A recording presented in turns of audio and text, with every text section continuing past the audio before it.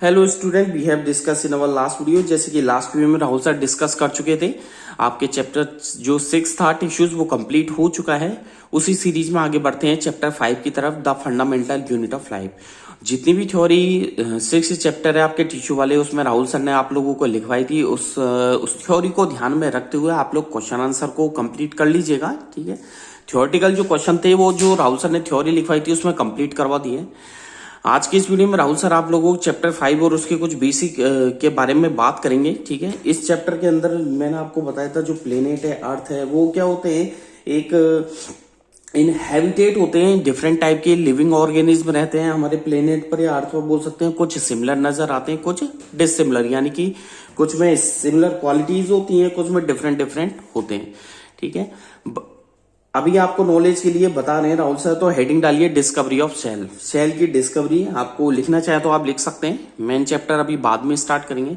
तो Robert Hooke के बारे में बताया था कि 1665 में एक इंग्लिश साइंटिस्ट थे रॉबर्ट हुक, जिन्होंने क्या है, एक बहुत पतली सी सिग्निफिकेंट एंटिटी को डिस्कवर किया था, जिसे फंडामेंटल ऑफ लाइफ के नाम से जाना गया, ठीक है।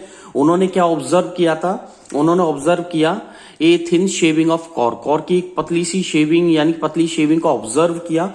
और क्या पाया उन्होंने, थाउजेंड्स, माइक्रोस्कोप में क्या पाया उन्होंने, थाउजेंड्स ऑफ लेटेड कंपार्टमेंट उन्हें मिले जो कि एक रूम की तरह थे। तो उन्होंने इसको क्या नाम दिया, बाद में इन्होंने क्या नाम दिया इसे, शेल, मतलब क्या नाम दिया, शेल नाम दिया गया। आगे सीरीज में चलते हैं। एंटन वैन ल्यूवेनहॉक एक डच माइक्रोस्कोपिक थे। इन्होंने क्या ऑब्जर्व किया, इन्होंने फ्री फ्लोटिंग एल्गा को ऑब्जर्व किया। क्या ऑब्जर्व किया, फ्री फ्लोटिंग एल्गा को ऑब्जर्व किया इन्होंने, ओके। या बोल सकते हैं इनका नाम स्पायरोगायरा को ऑब्जर्व किया। स्पायरोगायरा क्या करती है, पॉन्ड में यानी कि तालाब के पानी में स्विम करती हुई नजर आती है। और डिस्कवर किया बहुत छोटे छोटे एनिमल्स को, यानी कि बोल सकते हैं सिंगल सेल्स एनिमल्स को ऑब्जर्व किया। किसको, सिंगल सेल्स एनिमल्स को इन्होंने ऑब्जर्व किया, ओके। और इन्हें किस नाम से जाना जाता है, फादर ऑफ माइक्रोस्कोपी। किस नाम से जाना जाता है इन्हें, फादर ऑफ माइक्रोस्कोपी। इन्हें फादर ऑफ माइक्रोस्कोपी के नाम से जाना जाता है। चलें आगे की तरफ बढ़ते हैं, ठीक है, शेल थ्योरी की तरफ, ओके। बढ़ते हैं शेल थ्योरी की तरफ, चलिए जी, फिर आपको एक एक करके बताया जाएगा। हेडिंग डाल दीजिए shell theory.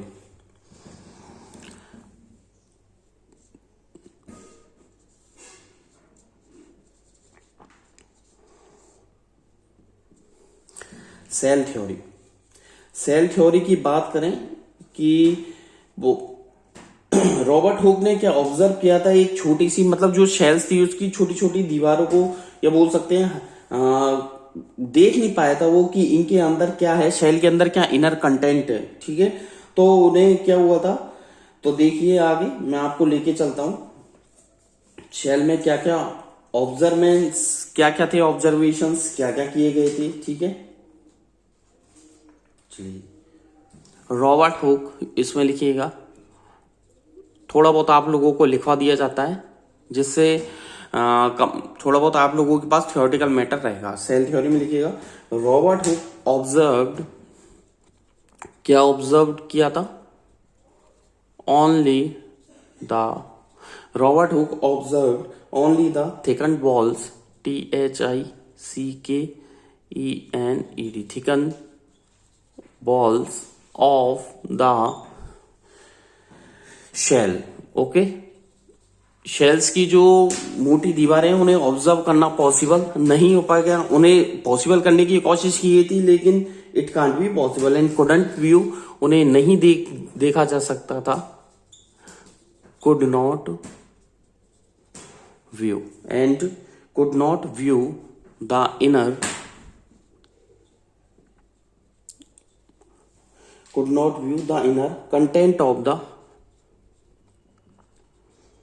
contents of the shells. Okay, full stop लगा दीजिएगा। How ever the first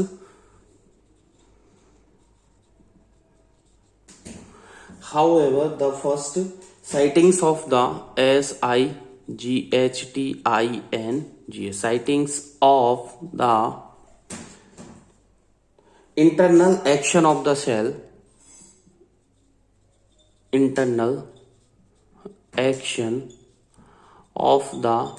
cell were made by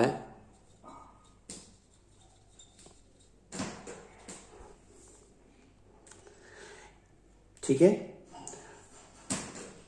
आगे लिखिएगा were made by. Rahul sir ये बताना चाह रहे हैं कि देखना पॉसिबल तो नहीं चाहिए कि सेल्स के अंदर क्या इनर कंटेंट्स है। ठीक है, तो फर्स्ट साइटिंग जो की गई थी शेल की इंटरनल, ध्यान रखना इसे मोस्ट लाइन है कि शेल की जो अंदर की लाइन इंटरनल एक्शन जो सेल का वो साइटिंग की गई थी were made by A Scottish, इसमें लिखिएगा SCOTTISH। एक स्कॉटिश कौन थे? Robert brown. ठीक है, एक स्कॉटिश। ठीक है, आगे लिखिएगा स्कॉटिश के बाद बॉटेनिस्ट बोल सकते हो, बॉटेनिस्ट रॉबर्ट ब्राउन। ठीक है, क्या नाम था? रॉबर्ट ब्राउन, BROWN लिखा। एक रॉबर्ट ब्राउन थे, उन्होंने कब? इन 1831 यानी कि 1831 में डिस्कवर किया था। ठीक है, फुल स्टॉप। ही डिस्कवर्ड, क्या डिस्कवर्ड किया था उन्होंने? And name the central and named NAMED named the, क्या नेम किया था? Central substance CENTRAL central substance, named the central substance of a plant shell as the nucleus NUCLEUS। इस पर inverted comma कर दिया राहुल सर ने, अंडरलाइन भी कर दिया। प्लांट शेल किसकी फॉर्म में? न्यूक्लियस। ठीक है, लेटर इन 18, आगे लिखिएगा लेटर इन 1839। ठीक है, 1839 की बात है, 1839। ठीक है, जो क्या नाम दिया गया था इसे? The living fluid. ठीक है, the living fluid FLUID, the living fluid substance present, the living fluid substance present inside the shell,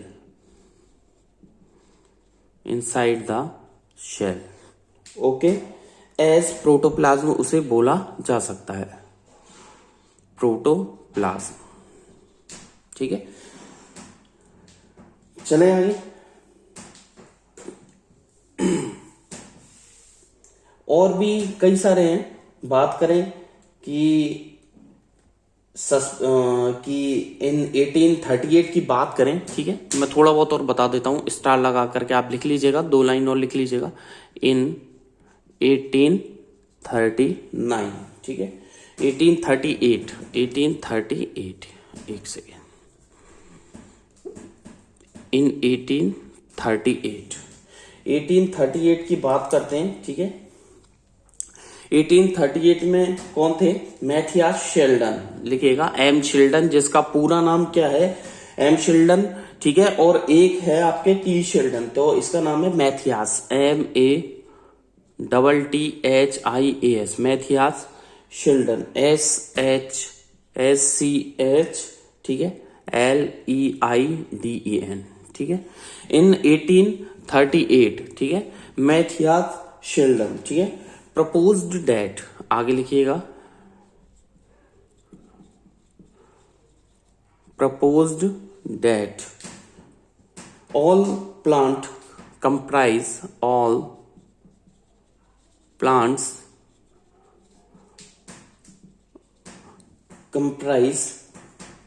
of shell,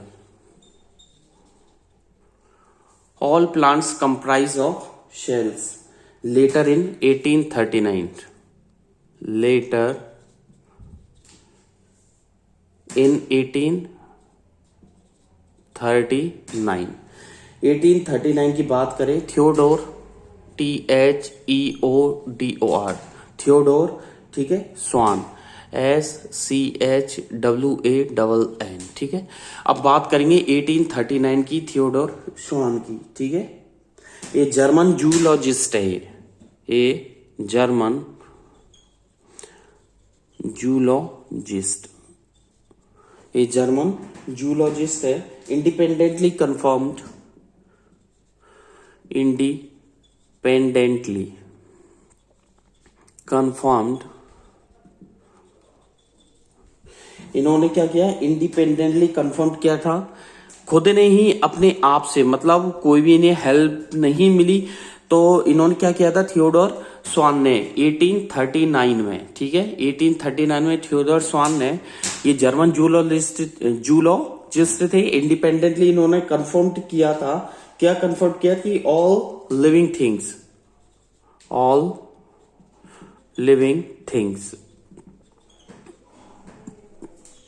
जितनी भी लिविंग थिंग्स है, both plants and animals, both plants and animals, both plants and animals are made up of shell, are made up of shells. Both plants and animals are made up of shells, shell से मिलकर बने हुए। Thus, full stop लगा करके आगे लिखिएगा, thus shell is the basic fundamental, shell is the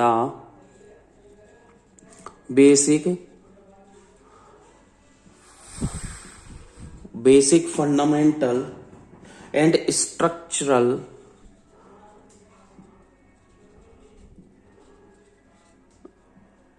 unit of life, structural and fundamental unit of life, ठीक है। अब आपको मैं सेल थ्योरी के 3 एक्सपेक्टेशंस बता देता हूं, तो इसमें लिखिएगा cell theory,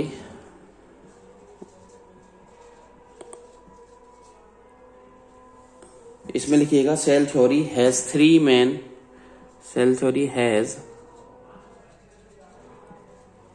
3 main aspect, ASPECT, aspect to it, ठीक है। तो सेल थ्योरी जो है वो 3 मेन एक्सपेक्टेशन है, यानी ये कि क्या बताती है। फर्स्ट थिंग तो आप लिखिएगा ऑल लिविंग, क्या लिखिएगा, all living organism are, all living organisms are made up of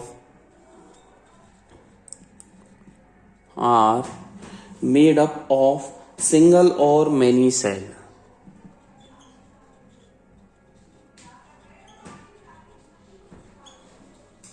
आया समझ में। यानी कि जितने लिविंग ऑर्गेनिज्म हैं वो एक शेल से या बहुत सारी शेल से मिलकर बने हुए हैं, जितने भी ऑर्गेनिज्म है वो एक शेल या कई सारी शेल से मिलकर बने हुए हैं, ठीक है। अगला लिखिएगा ऑल शेल्स अराइज, ऑल बोल सकते हैं, shells arise, all shells arise from pre exciting, from pre existing, EXISTING, pre-existing, okay, shells by division, shells by division, no shell can originate, no shell, full stop, no shell can originate, ठीक है, on its own, full stop. तो कोई भी shell originate नहीं होती है on it's आउन, ठीक है। इंस्टीड इट कम्स, कॉमा लगा करके लिखिएगा, instead it comes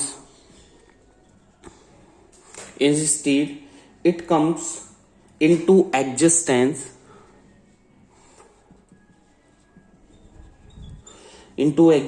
only by division of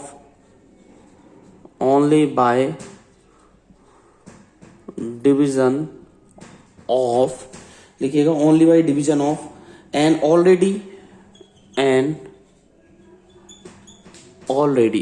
only by division of an already existing shell.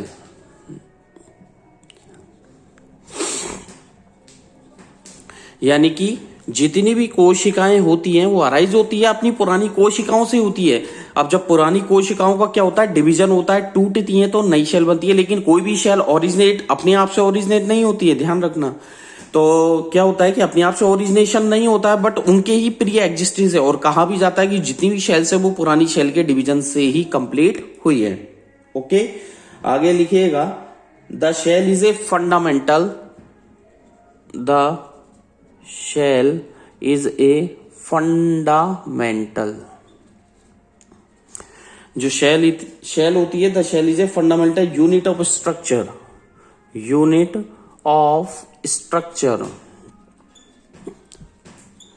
in all living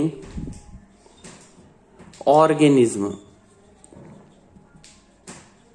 full stop. ठीक है, ऑल मेटाबॉलिक, फुल स्टॉप कर लिखिएगा, ऑल मेटाबॉलिक रिएक्शंस